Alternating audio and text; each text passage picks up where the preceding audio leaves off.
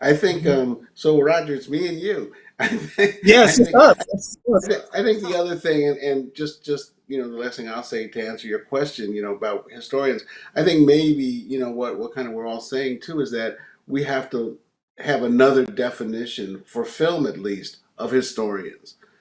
Because though those guys in Attica are historians now, in the way they're being used in the film. Certainly, the reporters are historians. That we use in the film. Now we're basing everything on the film on historical research that Mhm. standard academic historians have researched and written about. But for the film, these people who live through it, I would argue, are historians. Mhm. Yeah. Mhm. So I I agree with what everyone's saying. I think um every film is different. Every historical film is different, and for me, I'm always trying to sort of push the boundaries of that storytelling. And for instance, now I'm doing Ibram X. Kendi's Stamped from the Beginning, and 600-page dense book. So when I approached how I was going to work with historians, I decided that this story would be and it's the history of racist ideas. So it starts in Portugal in 1452 to the present. So we're dealing with uh, uh, uh, I decided that the people doing this work around these historians doing work around racist ideas uh, are black women, and that I would the film would all the historians, it would be told by black women, black academics from doing the work at Princeton and Harvard and Yale and Stanford and Rutgers and Howard, and that it would be personalizing the history for them. So it would be all about breaking them down from being this very academic way of just talking about the work they do to like what it means, how it affected them, why they're doing it, how they were affected by something like redlining, how so it becomes very personal and emotional, where the historians in this film are are in tears. It's about sort of tapping into why they're doing this work, and getting to a really emotional place with them. um and another thing that and then pushing the boundaries of how I'm going to sort of visualize these stories. And so what I'm doing is I on a green screen 360-degree stage uh, recreate these moments in the visual art style of the time. So never been done before, but it's about sort of pushing the boundaries of how we were telling these histories, and also pushing the actual historians past their comfort zone to a place that is just for me, and just a completely emotional place. And that's really has been really exciting process. Mhm. I And think that Roger, here is getting at something that's really, really important. We talk about historical films.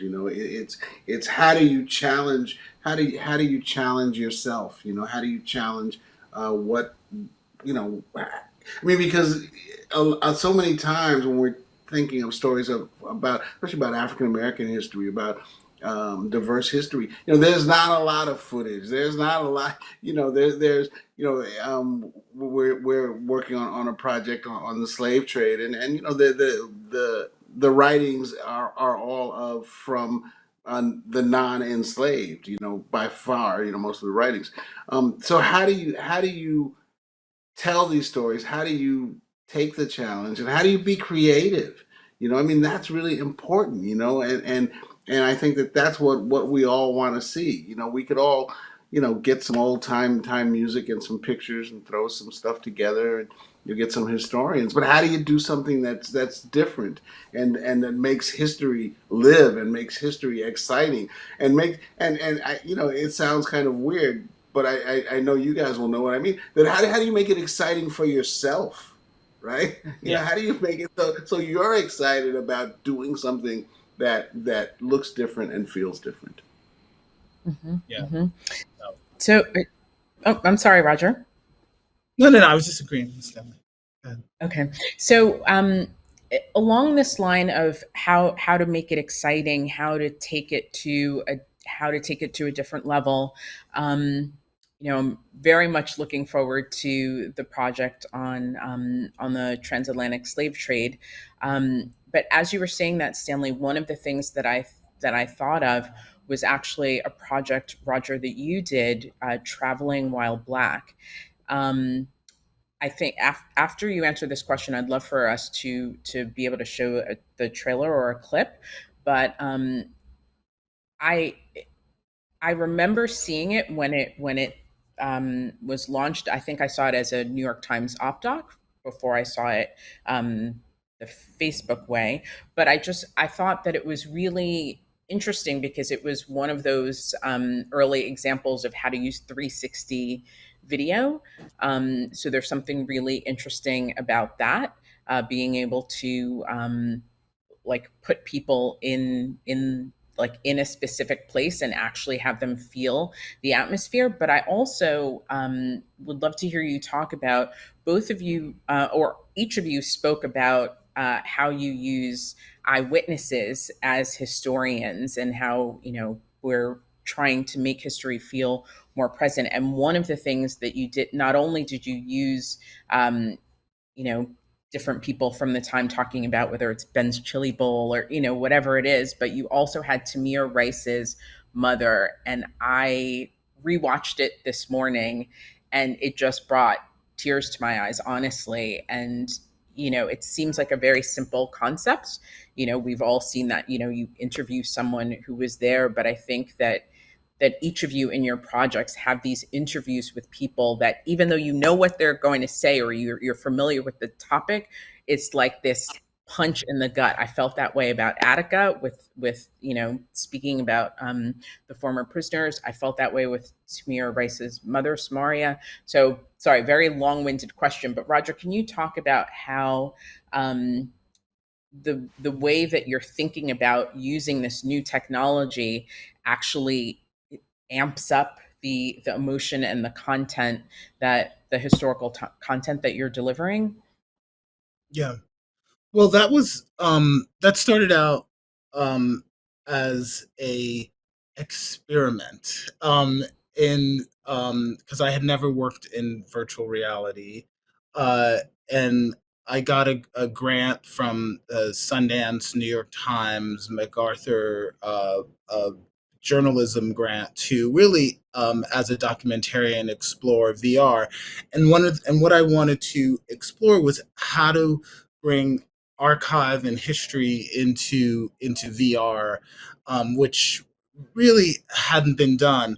So there was a lot of mistakes made. At first, I went down the road of VR animation, uh, just didn't feel right, and really went back to my sort of documentary roots with VR. VR is it's a different language to as a director, because you're working in a 360 medium. So you can't be in the you're not interviewing a person, you're not in the room. You can't be in the room.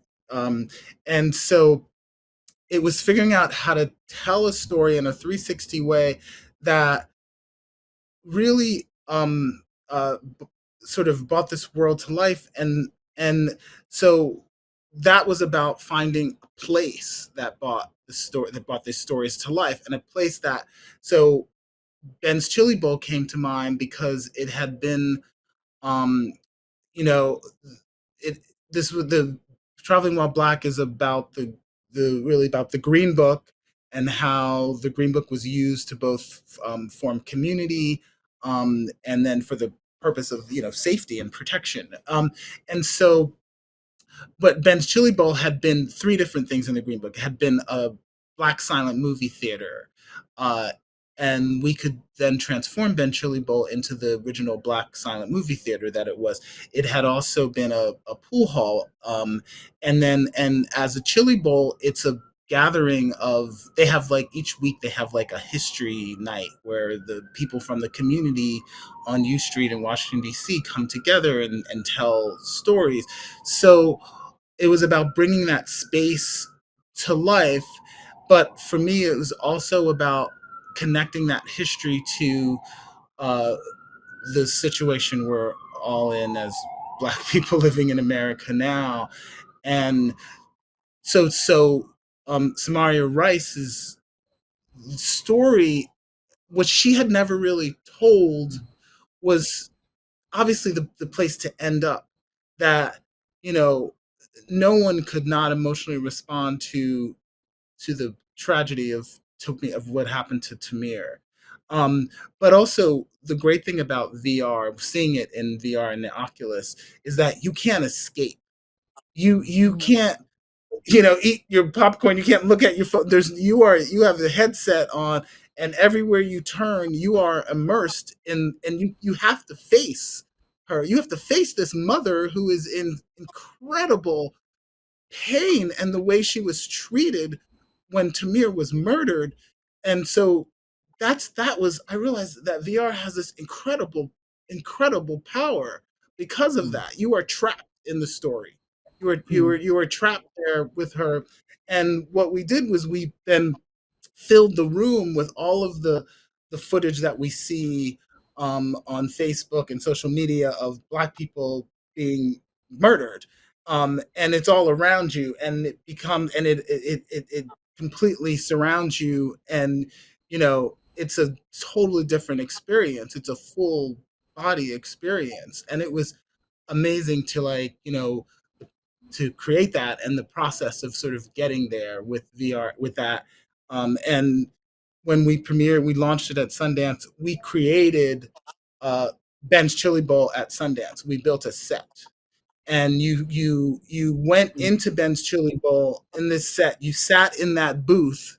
You put on the headset, and you experienced. And what it was amazing to watch, because people would you like a couple you would sit across from someone, but you both have on the headsets. People would be holding hands, crying through their headsets. You could create this really powerful visceral experience. Yeah, so it was, but it took a long time to get to that. I mean, figuring out VR is not necessarily that easy for a sort of two-dimensional sort of filmmaker who's working, in traditional films. You got to sort of think like theater, not like So that was a process, and I had great partners with Felix and Paul Studios, who had done the People's House, with Barack and Michelle Obama, the tour of the White House, and it was so realistic, and the way, and the technology that the camera that they invented, that they created to do that, um, really, they were key and instrumental in helping me sort of figure out how to really bring that Ben's Chili Bowl to life. Mhm, mhm. Stanley, this really, I think what Roger's talking about really speaks to what you were saying about challenging yourself to do something new and to keep yourself interested. Right, the longer you're in this business, you don't want to bore yourself. You certainly don't want to bore viewers, but just this idea of yeah, like what's going to engage you, you yourself as a viewer and a creator as well, I think is really interesting and quite amazing. And Dawn, who's not with us anymore, also had a project last year called Unresolved that I wish she was here to talk about, where there was a physical installation that accompanied the film. And I just think that it really speaks to the ability of you all as veterans to just be willing to experiment and not rest on your laurels. So I really appreciate that. Yeah, I mean, I think too, it's not always experimenting with new technology. It's experimenting with the form. Doing different things. Raoul Peck is the master of that. When I first saw I Am Not Your Negro, I said, God, this is an amazing film. I love it, but nobody else but me will understand it. And little did I know, and exterminate all the beasts, is another thing. So I think for filmmakers, um, experiment, take risks in telling history. Part of what everybody wants to see is something new and something different. Mhm. Yeah, yeah, Yeah. absolutely. So so as I said, we're I'm hoping that we can show two clips before we go to the audience Q&A part of it. But before we do that, one more question in this section of the conversation. Um, are there films in your bodies of work that you feel like when you took this on, you specifically wanted to counter the prevailing historical narrative that existed about a certain subject, person, topic? Like, are there films where, I mean, I think that with all of your work, you're sort of correcting the record by being more inclusive and having people of color, African Americans at the center of the storytelling. But are there specific projects that come to mind where you felt like, oh, that is the whole reason for doing this film? Like, that is my number one mission. Mm. I don't think that it was ever my number one mission. I think that closest to that would be the Black Panthers, Vanguard of the Revolution. That we wanted to take a different look at the Black Panthers. That I felt that I grew up during the Black Panthers time. I was 15 or 16 years old when they came into being. I was living. I was born and raised in New York City, so I was their target audience. A black kid in Harlem. 15, 16 years old, and we didn't, and we loved the Black Panthers. I mean, they were heroes to us. And I felt that they had come to be thought as evil and demons, and we wanted to really think about the Panthers very differently. So I mean that comes the closest, but that certainly wasn't my sole reason for making the film. Mhm, mhm. Yeah. Roger, is there anything, and maybe it's not that you were trying to correct the record, maybe it's reclaiming a certain aspect of Black history? Well, um, I think for me, it's right now. It's some of the stuff that I'm doing now, like the 1619 project, for instance, which is reframing American history through the lens of slavery, but doing that through contemporary stories. So it's not there are plenty historians, but it's about why sort of telling of really a verite story about whether it's a story about capitalism or of voting rights happening now in Georgia, or the Amazon story, that the unionization of Amazon, and how that is really uh, all based in slavery. That the whole concept of capitalism is based on the whipping of slaves on a plantation, and the increasing of output. And so that really excites me, because when I read the 1619 project, it was eye opening. Like, not, I mean, for me and a lot of people. And I think um, to reframe, and obviously it's a lightning rod for a lot of uh, I mean, Trump formed a whole commission against the 1619 project. Um, so that sort of reframing the current experiences in America, everything, every sort of aspect of American life through that lens is really, really, exciting and a challenge to actually do in a film, because there's, what that project is and what Nicole Hannah Jones is doing a lot of original reporting. So we're really following current stories and then saying, this is why we are in this situation. This is there's a history, there's a reason why this is happening now, and that's really exciting. Mhm, mhm. Okay. With that, I'd love to show the clip of Traveling While Black, and then we'll come back.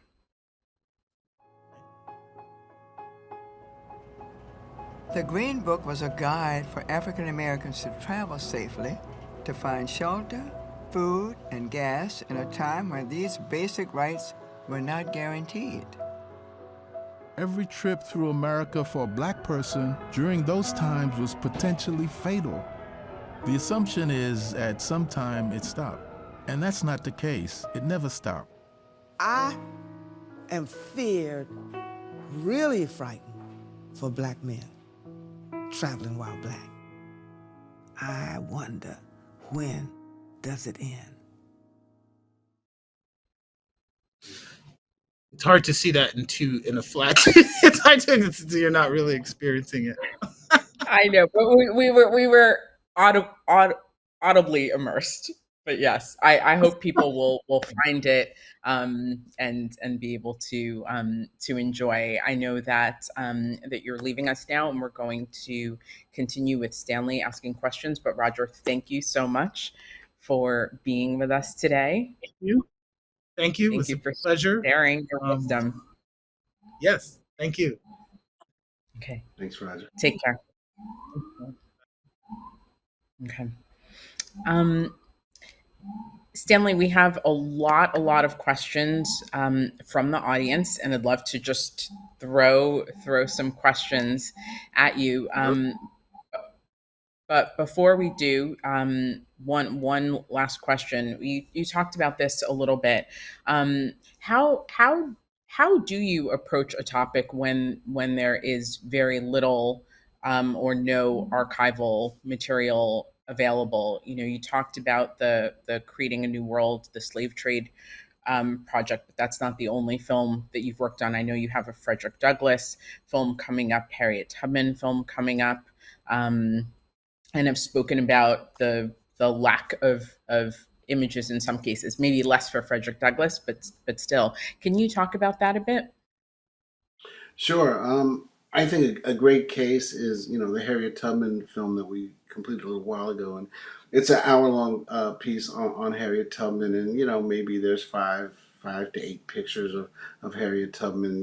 They're all pretty much just posed pictures of her, and we had to, from the very beginning, we knew that there weren't a lot of pictures, and so we had to figure out, what is the film also about, right? So it's about uh, escaping from enslavement, and so there's a database of over 30,000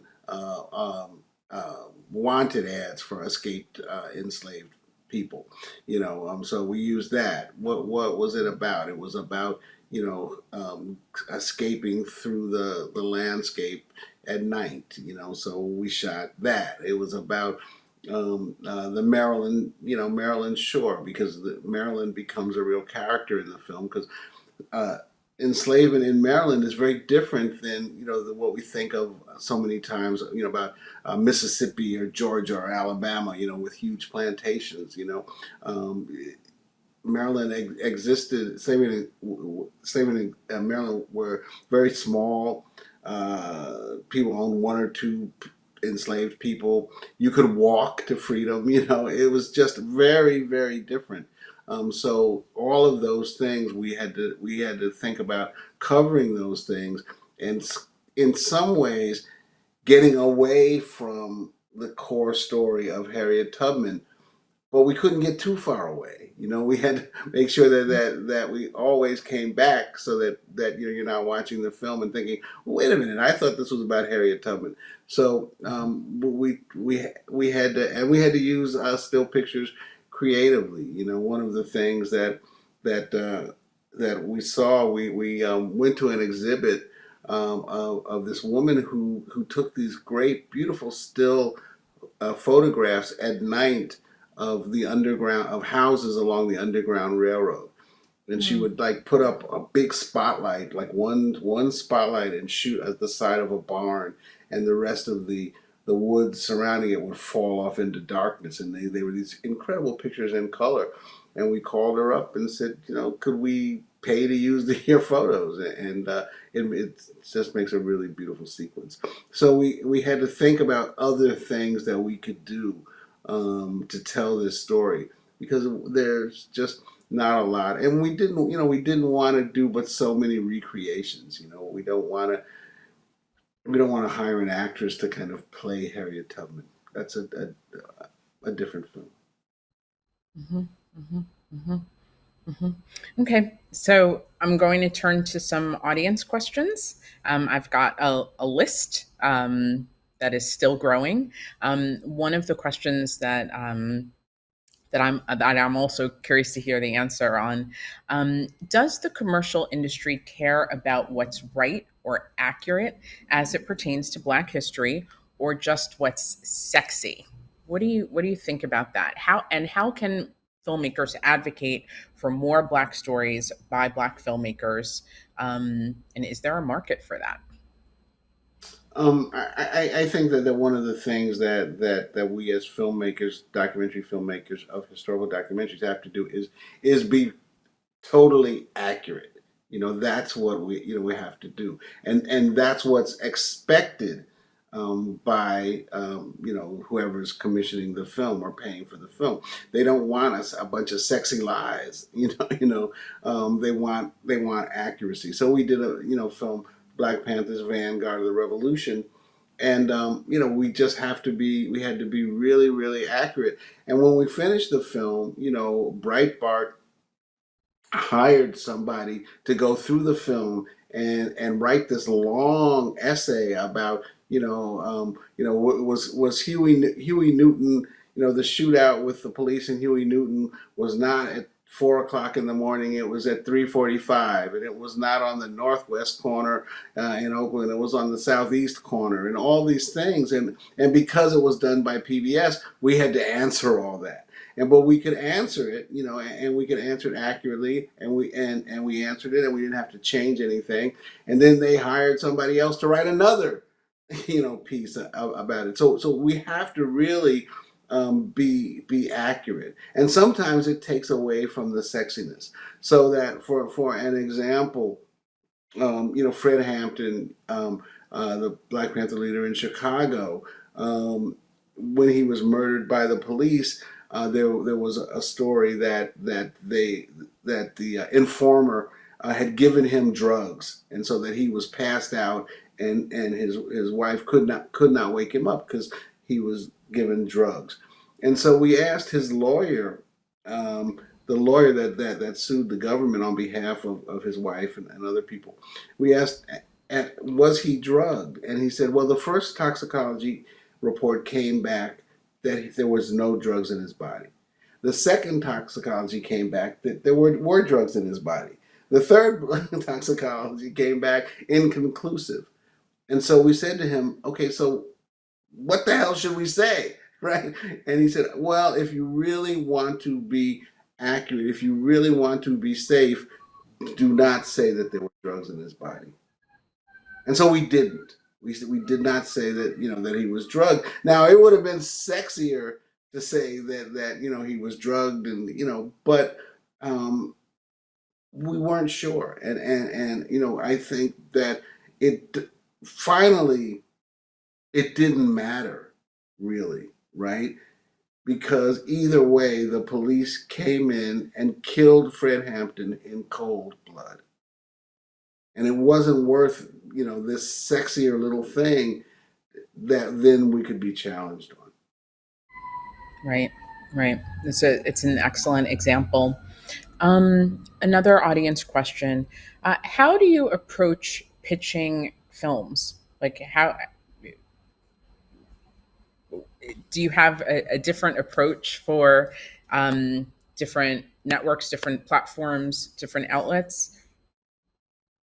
I mean, I think it's different with different people, different with different things. We used to pitch. We I started out. PBS was kind of the only game in town. They really wanted paper. Like 5 or 6 pages of a proposal. Now everybody does a deck, which is kind of a picture or pictures and very very little writing.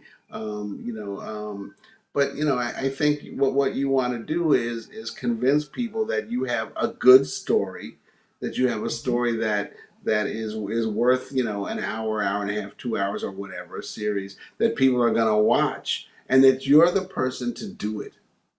That's what's really important. That you're the person to do it. I think always it's a good idea to get some visual material, whether it's a deck, whether you do a sizzle reel.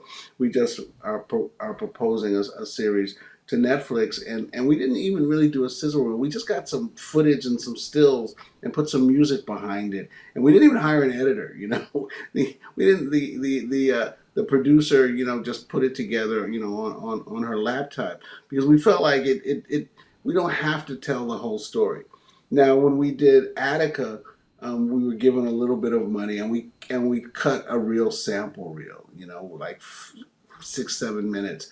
But day one, day two, and then we wanted to show the drama of it, and then we went out and pitched it and sold the film. Mhm. But so Very it helpful. depends. Mhm. Another audience question: which avenues of distribution are currently the most supportive and accessible to Black documentaries and documentarians? I want to say American Experience would be the most by Good far. answer. Good answer. I did not pay him to say that. I mean, I think in a way, everybody is looking for content, and there is just so, like it's when I started making films, there was PBS, there was nothing. Then HBO came in. Now it's those things, but it's ESPN, it's Hulu, it's Amazon, it's Netflix, it's so, and they all I have to they all want to eat. They need content. So I think that all of them are in many different ways supportive, and I think that we kind of think about it as being, that viewers are kind of agnostic. They don't say, oh, I'm gonna only watch Netflix, or I'm gonna only watch PBS, or I'm gonna, they're going to watch anything.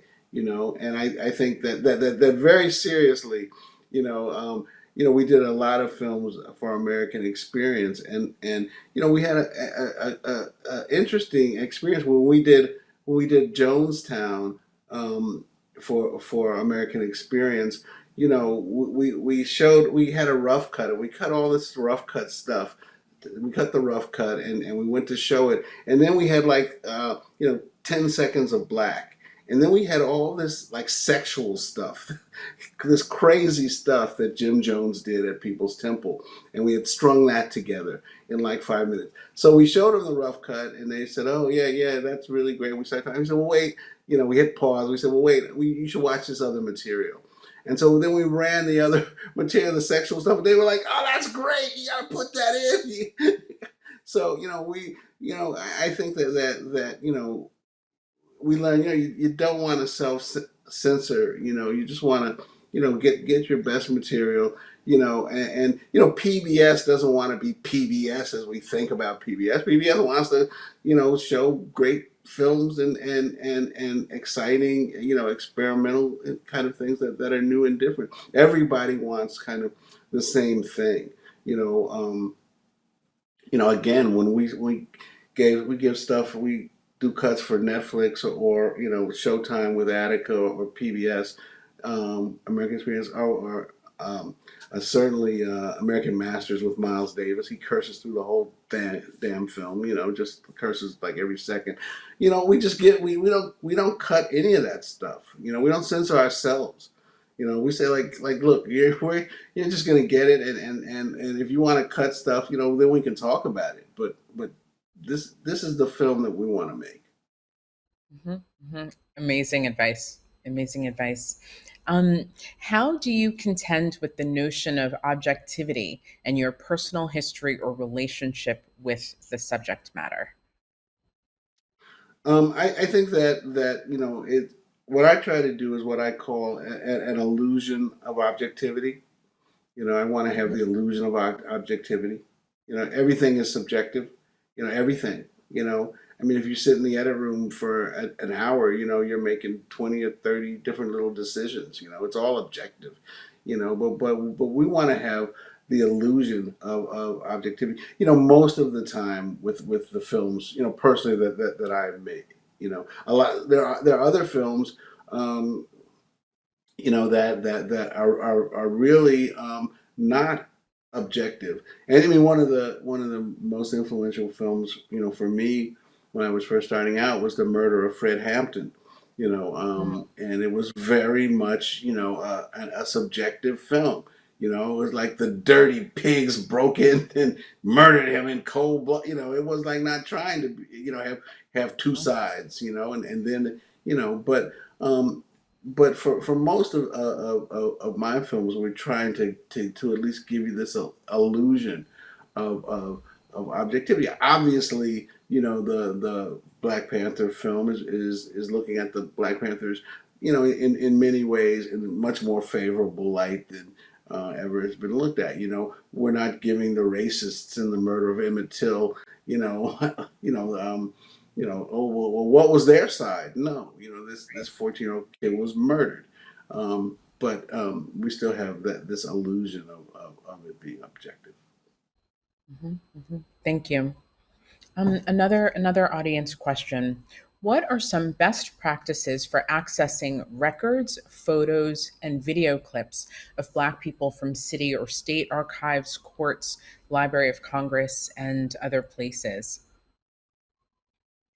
I mean, I'm not sure how to answer that question. It's a very long question.